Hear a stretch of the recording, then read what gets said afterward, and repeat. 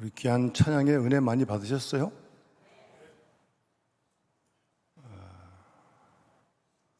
하나의 그 무거운 내용을 찬양했는데, 빌립보서 1장에 있는 말씀 가사 내용이에요.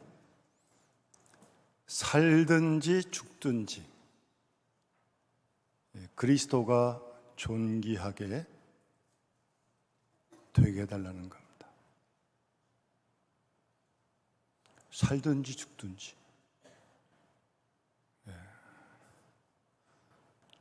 그리스도가 존귀하게 되게. 사는 것도 그리스도고, 내가 사는 게 아니고 사는 것도 그리스도고, 죽는 것도 유익하답니다. 죽을 수 있습니까? 어차피 한 번은 다 세상 떠나실 거고, 그거 말고 매 순간 우리가 그리스도와 함께 죽는 거죠. 사도 바울이 고린도서 15장에서 나는 날마다 죽노라 그랬습니다. 매일 죽는 사람이 그리스도인입니다. 죽어야 그리스도가 존귀될 거 아니겠습니까? 내가 살아 꿈틀꿈틀 거리는 한 결국 주님의 영광 가리는 겁니다. 잘 마음에 새기시고 오늘도 내일도 우리의 삶 속에서 살든지 죽든지 그러는데 누가 옆에서 이렇게 그런 거 아무 문제도 아닙니다. 죽는 게 문제인지 옆에서 누가 뭐라 그래도 상관없습니다. 흔들리지 마시고 그리스도가 존귀 여김 받으면 될 줄 믿습니다. 그렇게 살아가는 우리 모두 될 수 있길 바라고, 그런 우리 교회가 될 수 있길 바랍니다. 그렇게 함께 기도해 주시기 바랍니다. 우리가 73주년 8월 첫 주에 창립기념주일을 지켰는데, 이게 실수로 못 뛴 게 아닙니다. 일부러 붙여놓은 겁니다. 아직도.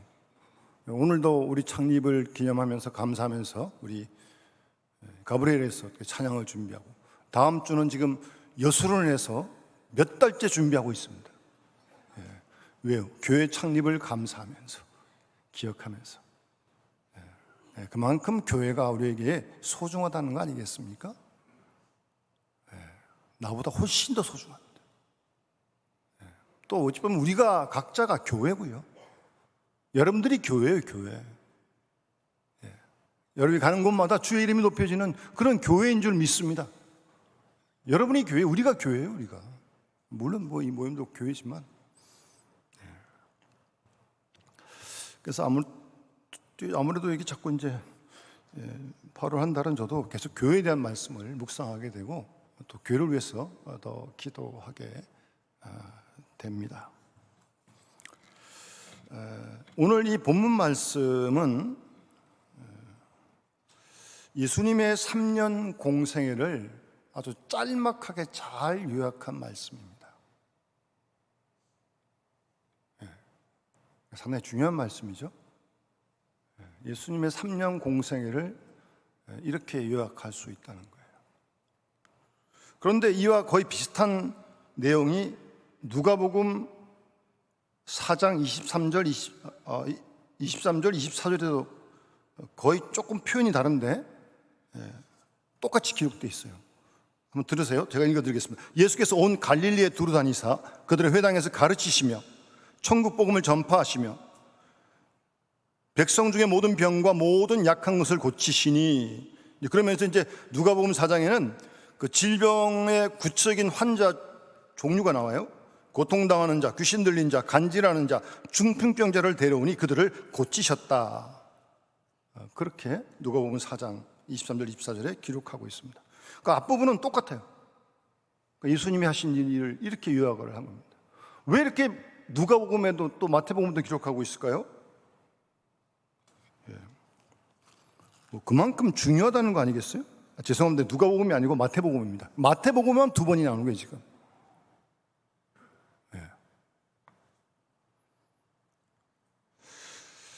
예수께서는 그 많은 말씀을 하시고 그 많은 사역을 하시고 많은 기적과 이적을 베푸셨는데, 다 요약을 하면 딱 3가지로 지금 본문에 또 마태복음 4장에 요약하고 있습니다.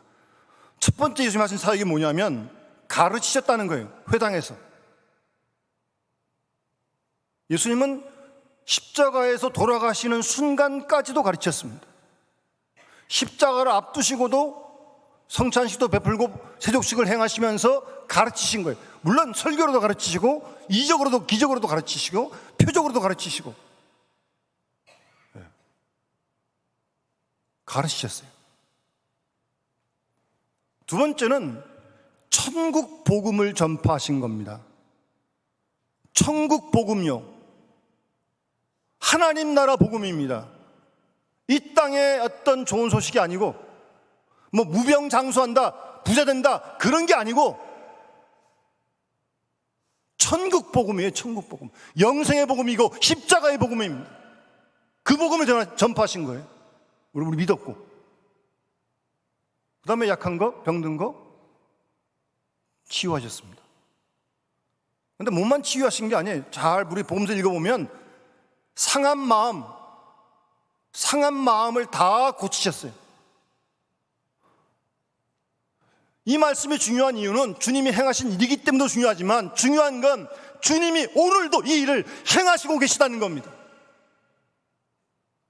주님은 지금도 살아계셔서 우리를 가르치고 계십니다. 뭐 우리가 똑똑한 척 해보지만 얼마나 어리석은지 몰라요. 계속 주님께서 가르치십니다. 그렇다면 우리 계속 배워야죠. 죽을 때까지 배워야 돼요. 죽을 때까지. 배우기를 멈춘 사람은 어리석은 사람입니다.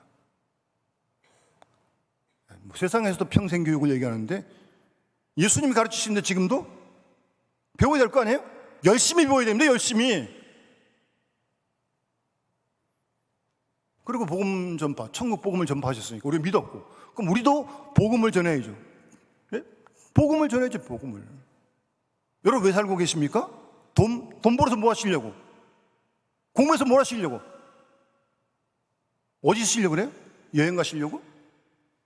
뭐 좀 가기도 하겠죠. 그게 다는 아니잖아요. 복음을 전하기 위해 일하고 복음을 전하기 위해 돈도 벌고 그래서 그렇게 하는 거 아니에요? 그게 우리의 인생의 목표인 줄 믿습니다. 사명인 줄 믿습니다. 한시도 잊지 마세요. 왜 사람을 만납니까? 복음 전하기 위해 만나는 거예요. 다른 이유 없습니다. 그것이 우리의 남은 인생의 목표가 되어야 할 줄 믿습니다. 왜? 주님께서 하신 일이고 지금도 하고 계신 일이고 우리를 통해 교회를 통해. 그리고 주님은 치유하십니다. 몸도 마음도 치유하십니다. 계속 다 우리가 치유받아야 합니다. 아직도 멀었습니다. 병든 마음이 얼마나 많은지 몰라요. 아픈 몸도 물론 있지만 그런 마음, 상처받은 마음, 병든 마음 다 끌어안고 그냥 평생 가실 거예요? 고치신다고 그러시는데 고침받아야 합니다.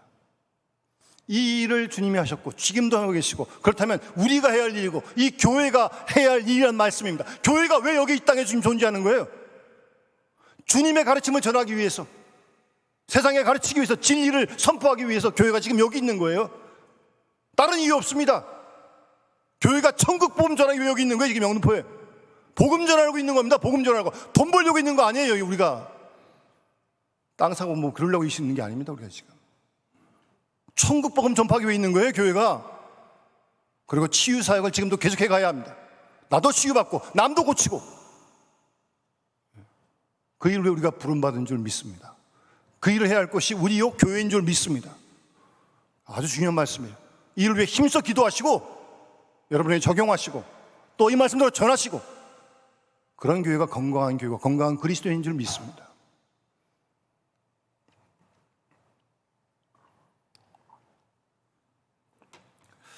꼭 세 가지를 기억하시고요. 그런데 오늘은 이렇게 세 가지를 하신 게 예수님의 사역이에요. 공생의 3년이에요.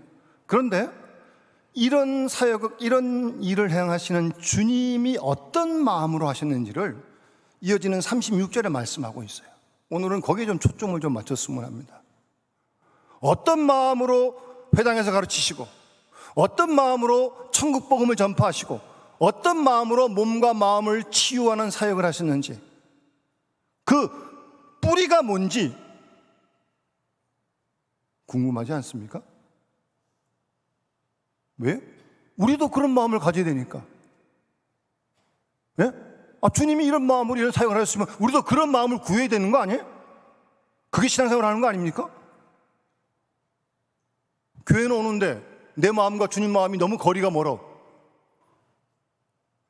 내 생각과 주님 생각이 너무나 달라요. 그렇다면 크게 잘못된 거 아닙니까, 이거? 이 모든 사역의 뿌리에 예수님은 무리를 보시고 불쌍히 여기셨다고 말씀하고 있습니다. 불쌍히 여기셨기 때문에 무리를 보시고, 그래서 가르치시고, 그래서 복음 전하시고, 천국 복음 전하시고, 그래서 치유하신 겁니다. 뿌리에는 그 무리를 보시고 불쌍히 여기는 마음이 예수님의 마음이에요. 여러분, 누구를 불쌍히 여겨보셨어요? 그런 적이 있겠죠. 어떻게 이렇게 오래 살았는데 그런 적이 없겠어요. 근데 중요한 건 지금 그런 마음이 있냐고요. 예? 불쌍히 여기는 마음. 무리를 보시고 불쌍히 여기는, 그냥 지나치지 못하시는 거예요. 그래서 고치시고 가르치시고 천국 복음을 전파하신 겁니다.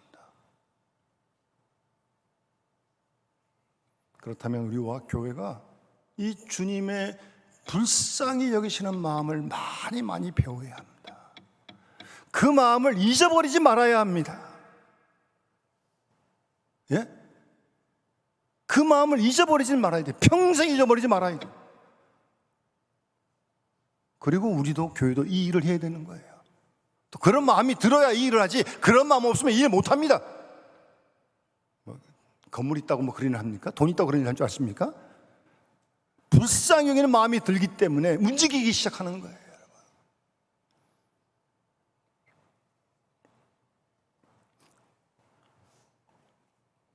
불쌍히 여긴다는 말은 다른 말로 하면 긍휼히 여긴다는 말이죠.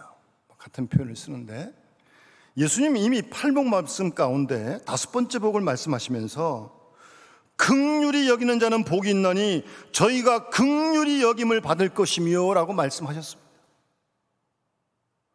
주님이 이 땅에 오셔서 세상에 있는 복의 모든 개념을 다 지우시고 하나님 나라의 복의 개념을 말씀하신 8가지 중에 마음이 청결하고 애통하고 온유하고 의에 줄이고 목마르고 그리고 긍휼히 여기고 마음이 청결하고 화평케 하고 의를 위해 핍박을 받는 그런 복을 말씀하신 거예요. 세상의 복과는 완전히 차원이 다른 복의 개념을 확실히 바꿔놓으신 거예요. 여러분, 뭐가 복입니까? 여러분, 무슨 복을 추구하세요? 정말 주님 말씀하신 이런 복을 우리가 추구해야 되는 거예요. 쫓아가야 되는 거 아니겠습니까? 세상 산다고 세상 사람처럼 돈을 구하고 명예를 구하고 권력을 구하고 그렇게 따라간다면 이건 예수를 따르는 건가요?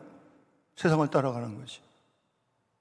돈이 필요하고 명예도 필요하지만 권력도 필요하지만 중심이 다른 거예요. 이거는 하여튼 그 중에 긍휼히 여기는 자가 복이 있는데, 그 긍휼히 여기는 자가 하나님의 긍휼히 여김을 받을 것이라고 말씀하고 있습니다. 여러분, 이미 말씀하셨어요. 그런 긍휼, 불쌍히 여김. 우리가 보통 사랑을 얘기할 때 좀 이렇게 높이는 사랑을 얘기하잖아요. 부모님이나 이런 사랑, 주님을 사랑하는 또 그럴 수 있죠. 그 위하는 사랑, 높이는 사랑이고 존경하는 사랑이죠. 그런 다음 좀 수평적인 동등한 사랑이 있죠. 친구라든가. 그리고 마지막 사랑은 자기보다 좀 더 어리고 어려운 사람을 대하는 사랑. 그걸 이제 긍휼이라고 그렇게 얘기할 수 있습니다. 마치 부모가 자녀를 사랑하는 거. 모르고 그랬지, 나아지겠지, 아직도 실수하고 있는 거지, 그리고 기다려주는 거, 그 긍휼히 여기는 거죠. 부모가 자녀를. 그런 사랑을 우리가 얘기합니다. 그런데 팔복에서 5복도 말씀하셨지만 우리가 이런 긍휼을 이웃에게 베풀면 하나님께서 우리에게 긍휼의 축복을 주시겠다는 거예요. 여러분, 하나님이 우리를 불쌍히 여기시는 그런 복 받고 싶지 않습니까? 여러분, 그거 없어도 살 수 있어요? 하나님이 우리를 불쌍히 긍휼히 안 여기시면, 잘못할 때마다 몽둥이 들고 막 때려친다면 여기 아무도 안 남아있을 거예요, 아마. 하나님께서 불쌍히 여기셔서 기다려주시고, 몰라서 그랬지 하고 기다려주시고, 나아지겠지 하고 기다려주시고, 그런 긍휼하심을 입고 지금 여기 있는 거 아니에요? 그런데 신약성경을 읽어보면 다른 곳에서도 이 긍휼, 또 뭐 자비, 불쌍히 여김, 아주 그런 내용들이 얼마나 많은지 모릅니다. 특별히 야고보서에 보게 되면 야고보 사도가 이 교회 안에서 성도들을 차별을 했어요. 뭐 옷을 잘 입고 오면 뭐 좋은 데 앉으십시오, 뭐 허름하게 입고 오면 저 뒤에 앉으십시오. 그걸 질타하잖아요. 그러면서 야고보 사도가 2장 13절에 긍휼을 행하지 않는 자에게는 긍휼 없는 심판이 있으리라 라고 말씀하십니다. 무서운 말씀이에요. 여러분, 하나님 말씀은 다 귀에 좋은 말씀만 있는 게 아닙니다. 내가 듣기 좋은 말씀만 있는 게 아니에요. 이런 무거운 말씀도 있는 게 하나님 말씀입니다. 이런 것도 들어야지. 내 귀에 좋은 것만 그런 것만 듣고 그런 신앙이 어디 있어요? 하나님 말씀 다 들어야지. 긍휼을 행하지 않은 자에게 긍휼 없는 심판이 있겠다고 말씀하십니다. 이건 무서운 말씀입니다. 이건. 그러니까 무슨 얘기예요? 우리에게 우리가 이웃에게 긍휼을 베풀지 아니하면 하나님께서도 우리의 긍휼을 안 베푸시겠다는 거예요. 심각하지 않습니까?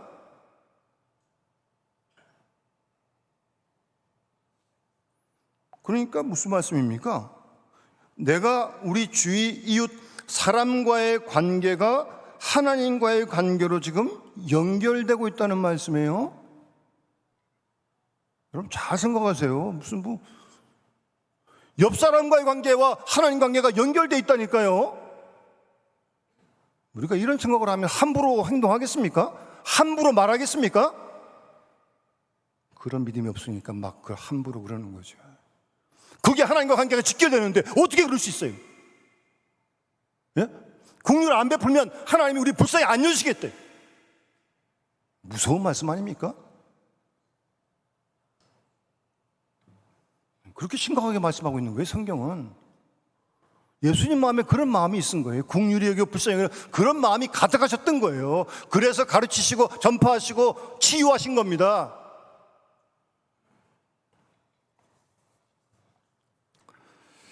원래 이 긍휼, 불쌍히 여긴다는 이 헬라의 그 단어의 원래 뜻은요, 이런 뜻입니다.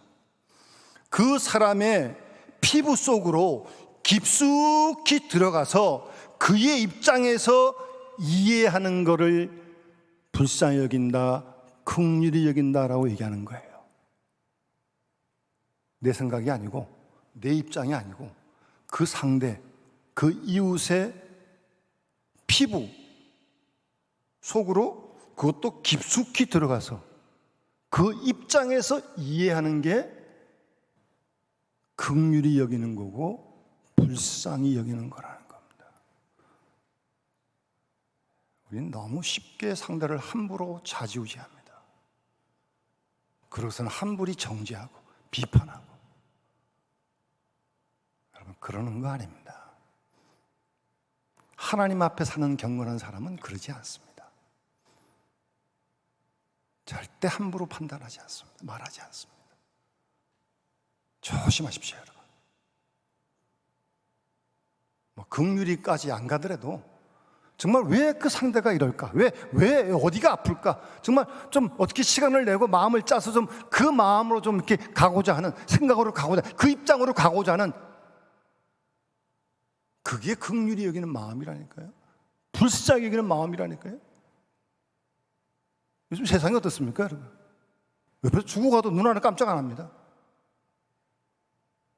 나달기 바빠가지고. 그런 세상 아닙니까? 그러니까 그런 데 있다 보니까 우리도 그 닮아가가지고 옆 사람 신경 안 써. 내가 살아야지, 내가. 여러분, 주님은 그걸 원한 게 아니에요. 그래서 우리를 부르신 게 아니에요. 세상이 그렇게 가더라도 우리로 하여금 불쌍히 여기는 마음을 가지라는 거예요. 그게 주님의 말씀입니다. 신앙생활이 그게.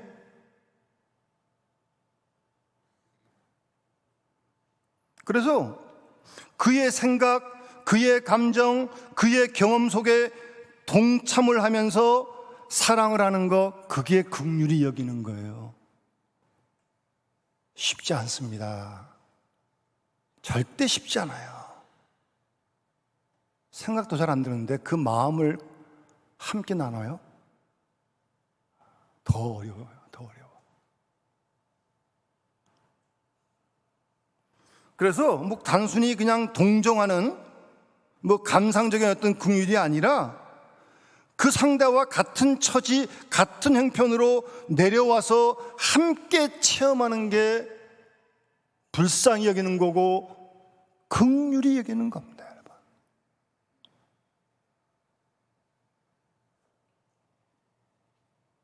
그런 마음이 예수님께 있었기 때문에 무리 없는 양, 목자 없는 양 같은 그런 마음으로 그들을 가르치시고 복음을 전하시고 치유하신 거예요.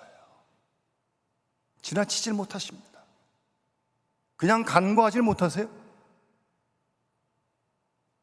그런 주님을 우리가 믿고 따르고 있는데, 예? 그런 주님을 주님 주님 그러고 있는데, 그게 성경 우리에게 말씀하고 있는 건데,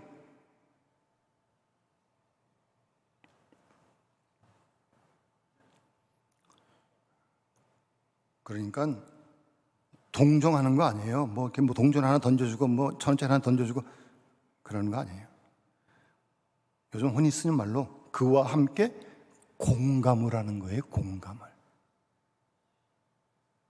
여러분 가정에서도 교회에서도 우리가 대화 속에 이게 공감이 돼야 되는 거 아니에요? 공감이? 아니 가족이 공감이 안 되면 남하고 어떻게 공감을 합니까? 아 교인끼리 공감이 안 되는데 무슨 남하고 공감을 합니까? 공감하는 거예요. 공감. 예?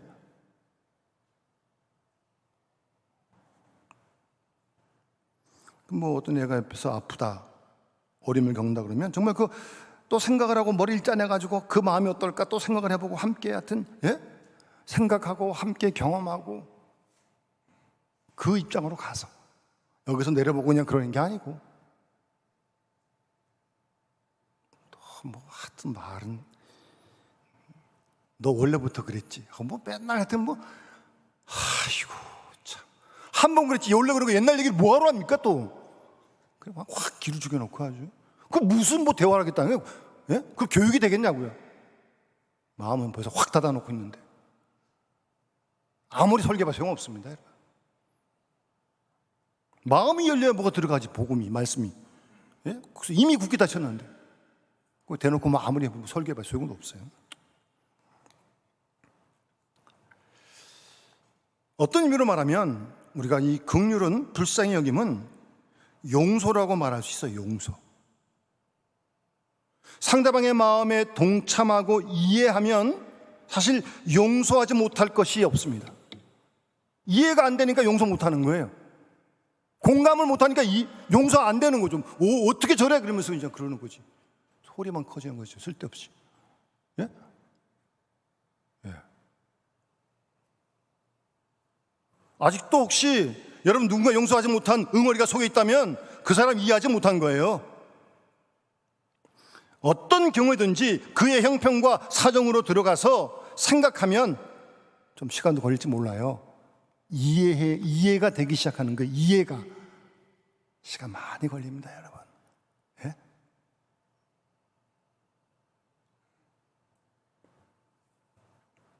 그렇지 않고 뭐 먼 위치에서 뭐 자기 위치에서 바라보고 뭐 손가락질하고 비판하고 전혀 이해가 안 되는 거죠, 뭐. 그래서 프랑스의 격언에 이런 격언이 있다고 합니다. 모든 것을 이해한다는 것은 모든 것을 용서하는 것이다. 예? 이해하는 게 용서하는 거예요. 이해가 되니까 용서를 하죠.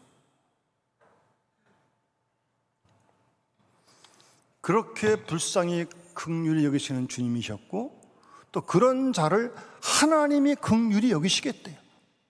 그런 사람을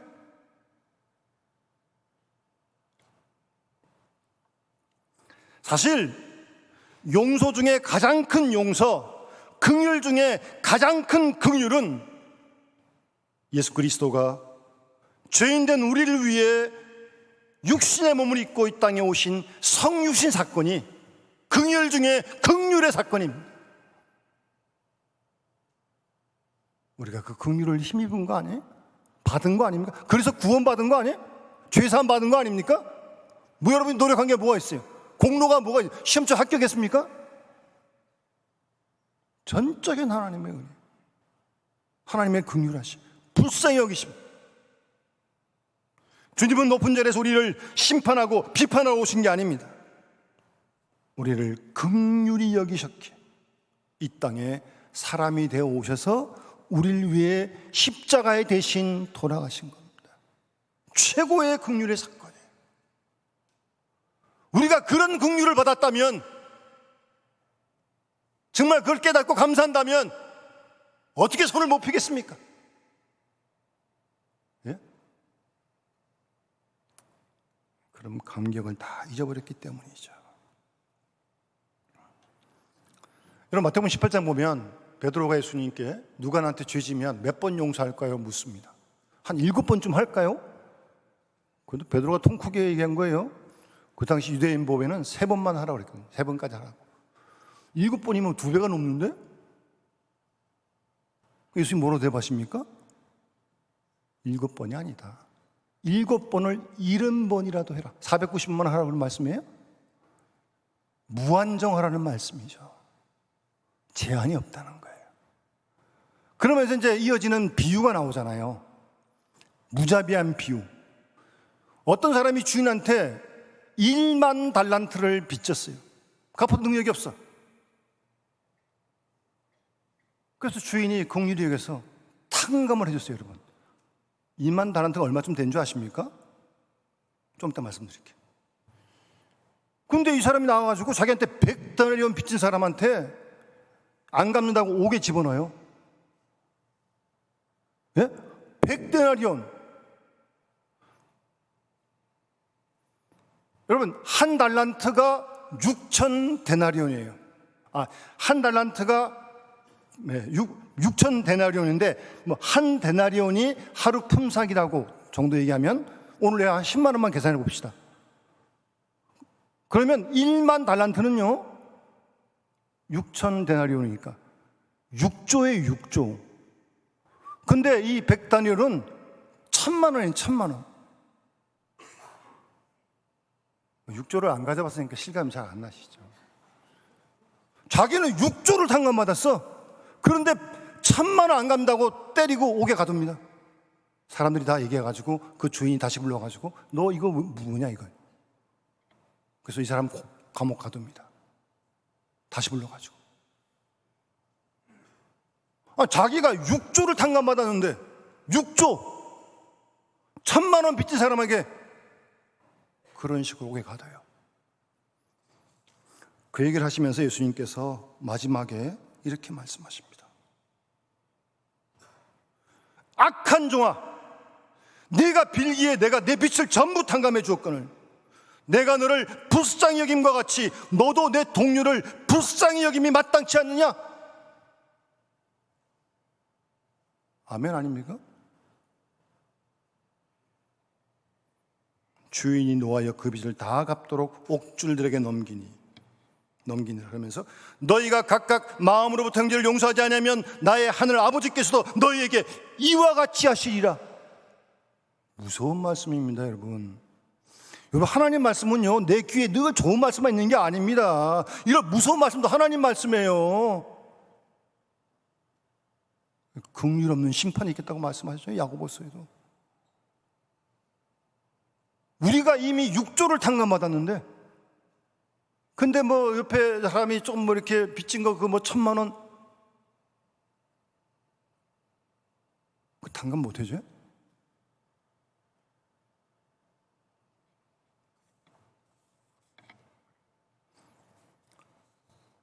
저는 좀 이렇게 안타까울 때가 있는데 너무 그리스도인들이 이기적이래.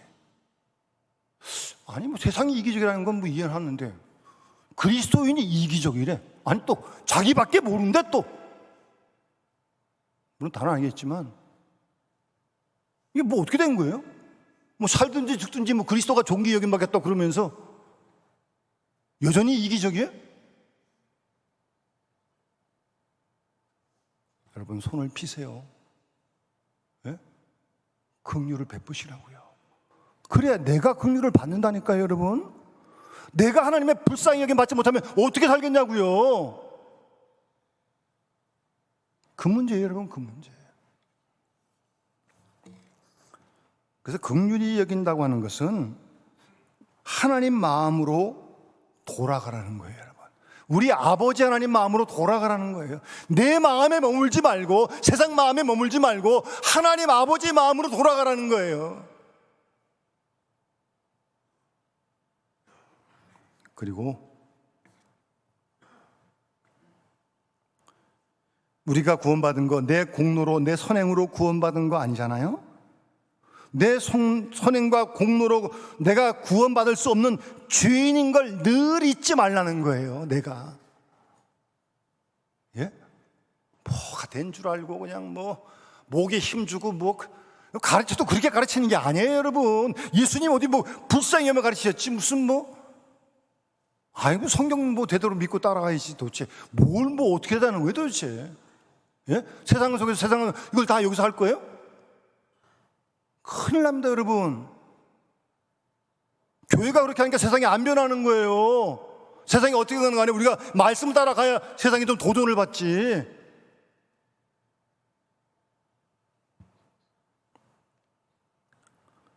내가 내 공로로 선행으로 구원받지 못한 죄인이라는 거 잊지 않고 늘 인정하라는 거죠. 계속. 그래서 사도 바울이 나는 날마다 죽노라 그런 거예요. 사도 바울이 날마다 죽노라 그랬어요. 그래서 날마다 날마다 내가 죽고 그리스도가 사는 겁니다. 그게 그리스도인입니다.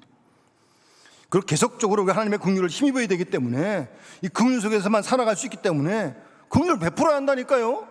내가 안 베풀면 못 받는데. 그럴 때 하나님께서는 복을 주신다고 하는데 긍휼적인 사람에게는요 우선 마음의 평안의 복이 있습니다.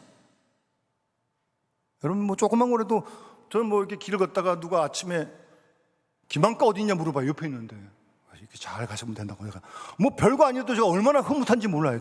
그걸 모르는 사람이니까 가르쳐 주니까. 여러분 긍휼히 여기면요 하나님이 마음에 내적인 평안을 주시는 거예요. 그래서 잠언 11장 17절 말씀 보시면 인자한 자는 자기의 영혼을 이롭게 합니다. 인자한 사람은, 긍휼히 베푸는 사람은 자기 영혼을 이롭게 한다니까요. 여러분 자기 영혼을 이롭게 하고 싶으세요? 인자를, 긍휼을 많이 베푸세요. 그러면 마음에 평안을 주시고 잔인한 자는 자기 몸을 해롭게 하느니라. 알아서 하십시오. 뭐 잔인하게 해봐야 여러분 몸만 해롭게 하는 거예요. 여러분 성경 말씀이에요 이게. 자기 영혼 손해보는 거예요 여러분. 그런데 어떻게 누가 들으면 안 될 말만 하고 누가 들으면 큰일 날 말만 하고 하겠어요. 그러지 뭐 절대 그러지 마세요 여러분. 왜 영혼을 사랑해요? 여러분 영혼을 잘 생각해 보십시오. 또 그런 평안이 없으니까 그럴지 모르죠. 불안하니까 그럴지 모르죠. 마음도 후하고 말도 후하고 행동도 이웃에게 긍휼을 베푸는 사람. 잠언 14장 21절 말씀에도 이웃을 업신여기는 자는 죄를 범하는 자요. 업신여기면 죄를 범하는 거로 말씀하시는 겁니다 여러분. 빈곤한 자를 불쌍히 여기는 자는 복이 있는 사람이라고 말씀하십니다. 하나님 말씀이에요 여러분.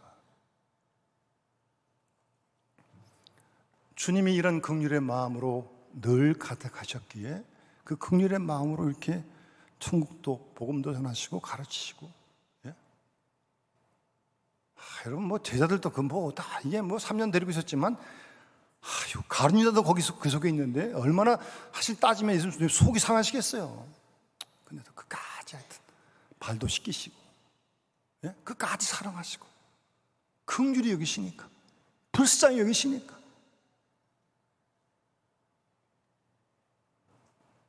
가르치시고 천국 복음 전파하시고 몸도 마음도 고치시는 놀라운 치유의 사역을 향한 주님이십니다. 그 일을 주님은 지금도 하고 계십니다.